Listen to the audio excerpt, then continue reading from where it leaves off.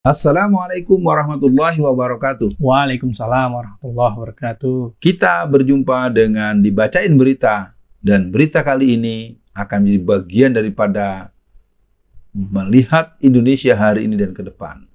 Kita dengarkan apa nih Bang Kameramen yang mau dibahas. Wah, sepertinya Bung Alfian sudah tahu nih berita yang ingin dibacakan. Ada bocoran.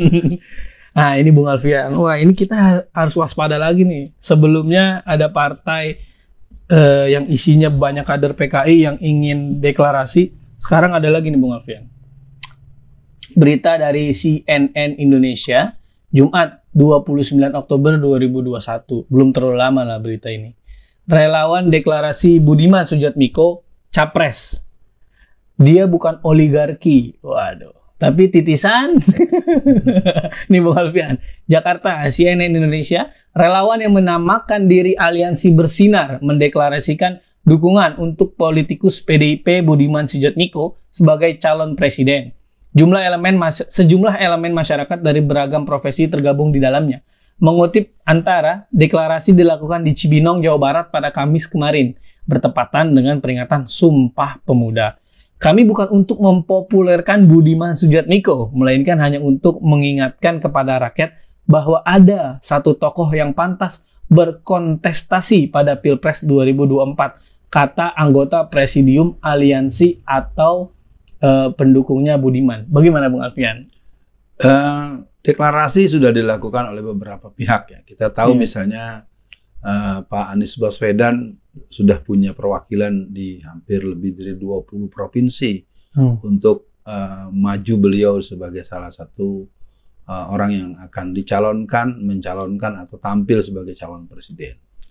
Nama-nama lain juga kita sudah dengar. Ada Fulan, ada Fulanah, dan untuk Budiman Sujatmiko kita bahasanya dibaca ini harus agak dalam. Yep. Kita nggak bisa nganggap sepele karena ini merupakan pertanyaan. Apakah Budiman Sujatmiko muncul sebagai orang yang punya ambisi politik pribadi atau merupakan ambisi politik dendam, politik gunung es, atau politik jaringan PKI yang tidak bisa kita tutup-tutupi. Karena apa? Karena dia adalah seorang pendiri dan seorang ketua umum periode pertama yang namanya PRD. PRD itu Partai Rakyat Demokratik yang kita sudah pernah bahas di beberapa berita-berita kita sebelum ini, yaitu bahwa PRD merupakan PKI milenial yang punya ADART persis dengan hasil Kongres Partai Komunis Indonesia PKI pada tahun 1954. Nah, sekarang dia nyalonin nih jadi calon presiden. Terus gimana nih, mungkin biar kita dalemin lagi, ada nggak yang bisa kita dengar dulu sebelum kita ulas? Nah, gini Bung Alfian, lanjutan beritanya. Jadi yang presidium itu namanya Ade. Ade menjelaskan bahwa Budiman merupakan tokoh yang memiliki jejak panjang di dunia aktivis. Menurutnya, Budiman sosok yang patut dikenal masyarakat luas, sehingga deklarasi dilakukan untuk mendukung politikus PDIP tersebut. Budiman adalah bidan yang melahirkan undang-undang desa. Selama ini juga dia aktif mentransformasi teknologi untuk pembangunan desa. Dia bukan bagian dari oligarki. Dia lahir di tengah-tengah rakyat miskin desa. Waduh, kalimatnya seperti pemimpin-pemimpin PKI zaman dulu Bung Alfian kalau lagi kampanye. Gimana Bung Alfian? Ya, yang jelas siapa yang nggak kenal Budiman? Budiman itu orang yang otaknya, pikirannya, garis hidupnya, garis milenial komunis party. Jadi nggak ada lagi. Dia sendiri juga nggak pernah bantah selama ini. Jadi memang bahwa persoalannya Budiman kemudian dengan PKI yang ingin membangun PKI beneran dia nggak cocok, itu urusan dia. Nah, saya ingin katakan Budiman ini masuk pada sebuah penampakan yang sebetulnya harus dibaca dengan mendalam sebagaimana awal saya tadi. Iya betul. Undang-undang desa itu menyiratkan pada kita tentang skema kerja desa mengepung kota. Nah, ini harus dipahami, ada satu skema di gerakan komunis, baik komunis di Cina maupun di Vietnam, bahwa ada yang disebut desa mengepung kota. Dan desa mengepung kota itu sempat juga dilansir ketika dibuat pasukan angkatan kelima, yaitu tani dipersenjatai. Jadi saya pikir ini tidak bisa. Dan memang saya tahu Budiman ini sudah mempunyai kekuatan di daerah-daerah Jawa Selatan. seperti di Banyumas, di Cilacap sebagai dapil orang ini ya. Jadi si Budiman ini, Mas Budiman ini lebih ingin menegaskan ada aku di sini. Jadi ada dua hak sebagai pencalonan dia kalau saya membacanya. Pertama, dia ingin membangunkan jaringan PKI seluruh Indonesia, dan ini hati-hati, dia bisa menjadi bagian calon kompetitor yang cukup kuat. Nah, yang kedua mungkin sebagai bentuk daya tawar dalam politik kan ada yang namanya bargaining position. Bisa jadi dengan dia dianggap punya jaringan yang sekian luas, dengan pengikut yang sekian banyak, dengan representasi bla bla bla bla, maka dia misalnya layaklah untuk jadi menteri anu. Itu kan udah hukum orang berpolitik, itu tidak usah ditutup-tutupi. Dari saya sebagai orang yang aktif dalam gerakan dakwah dan gerakan pembacaan yang mendalam, bahwa Budiman Sujatmiko harus dilihat sebagai benih-benih kanker ganas, virus-virus yang berbahaya, dan ini tidak bisa kata lain seluruh masyarakat waspadalah bahwa PKI sudah memunculkan calonnya melalui sebuah deklarasi yang menganggap bahwa punya alasan kuat untuk menjadi presiden, dan kita katakan mari kita dukung presiden yang anti PKI, dan kita tidak akan pernah membuka pintu dan memberikan celah. Itu Bung Alfian. Jadi menurut saya banyak anak muda yang hari ini hanya sekedar kagum gara-gara Budiman Sujatmiko kerap muncul di TV. Mereka nggak menelusuri lebih dalam track recordnya. Nah, tapi saya lanjutkan Bung Alfian beritanya. Nah, ini katanya yang deklarasi ini tidak ingin mempopulerkan, tapi kalau dari baca berita ini seolah-olah ingin membersihkan track recordnya Budiman. Jadi si Ade ini mengatakan lanjutan, Budiman itu berpaham demokrasi, paham kepentingan rakyat, dan yang lebih penting paham akan kemajuan teknologi. Jadi seolah-olah PRD-nya dilupakan. Ade juga yakin Budiman mampu membawa Indonesia menghadapi era revolusi 4.0. Menurutnya, Budiman tidak hanya bergerak di tataran ide, tapi juga sudah merealisasikannya. Nah, tapi ini Bung Alfian, yang menarik dari kalimat Bung Alfian tadi sebelum itu, mungkin dia kalau untuk jadi presiden belum tentu bisa juga ya Bung Alfian. Tapi minimal dia punya daya tawar, ada tapi minimal Bung Alfian kita juga tidak bisa lugu juga, khawatir banyak anak muda yang terpincut oleh gayanya Budiman, apalagi dia aktif di sosial media kan, yang seolah-olah pro rakyat. Ya, itu gimana Bung Alfian? Ya, itu bagian yang sangat mungkin ya. Yang pertama mungkin kalau kita baca dulu tentang dia ya.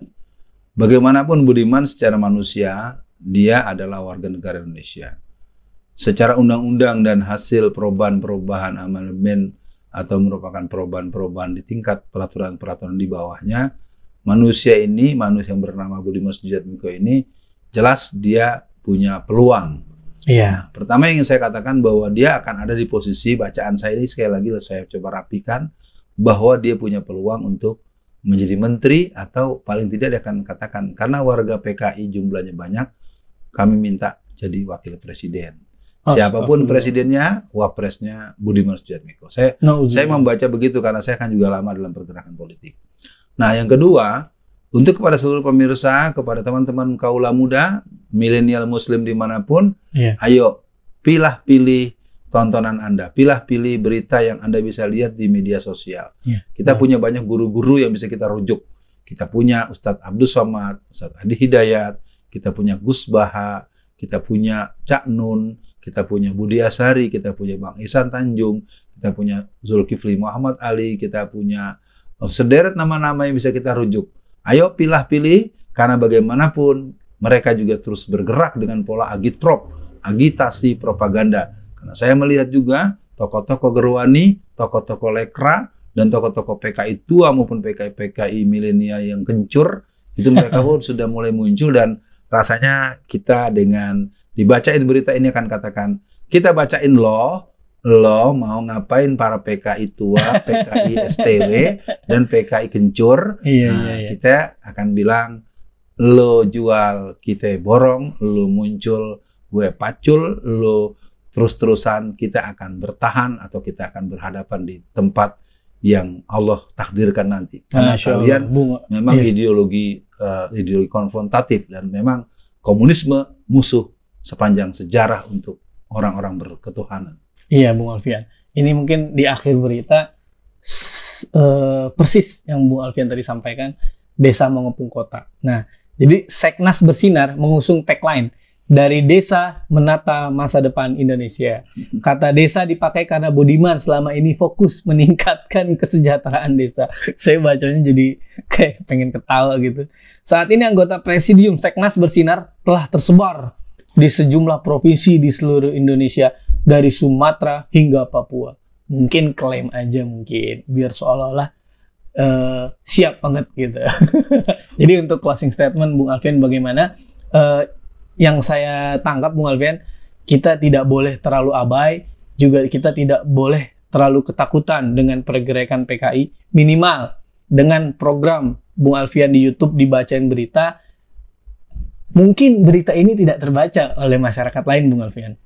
Atau mungkin ada yang belum baca berita ini, dengan dibacain berita kali ini, mereka jadi tahu. Bagaimana Bung Alfian untuk statement terakhir? Saya coba untuk tidak lebih dari 1 atau 2 menit. Yang pertama, Undang-Undang Desa itu bukan punyanya Budiman Sujatmiko.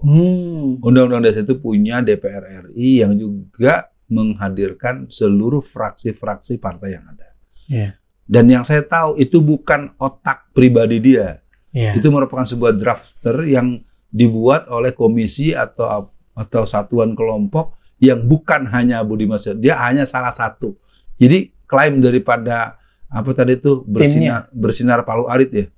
Seluruh apa namanya? Bersinar. Ya, sekretaris Palu Arit bersinar ya. Sekretaris Palu Arit bersinar itu juga Anda bohong ya, karena saya tahu, karena saya menekuni gerakan PKI secara nasional, belum ada tuh yang Anda sebut. Paling Anda baru ada di 2-3 kecamatan ya. Lalu Anda bilang se Indonesia. Itu yang biasa gaya PKI itu mengklaim dari dulu. Yang ketiga, kita lawan. Lakukan perlawanan untuk penyadaran politik masyarakat, dan kita lakukan konsolidasi, dan selebihnya kita berserah kepada Allah Subhanahu wa taala. Apapun mereka, silahkan kalian berbuat, kita akan juga berbuat. Allah akan menjadi saksi perbuatan kita. Dibaca di berita, bagus sekali, keren buat Bang kameramen. Aneh memang kameramen bacain berita. Biasanya orang yang bacain berita bukan kameramen. Tapi nggak apa-apa, kita memang perlu punya kekhasan. Yang penting misi, konten, dan pesan sampai. Kita berjumpa dibacain berita pada sesi-sesi yang lebih hot, lebih mencerahkan, lebih menyadarkan. Assalamualaikum warahmatullahi wabarakatuh. Waalaikumsalam warahmatullahi wabarakatuh.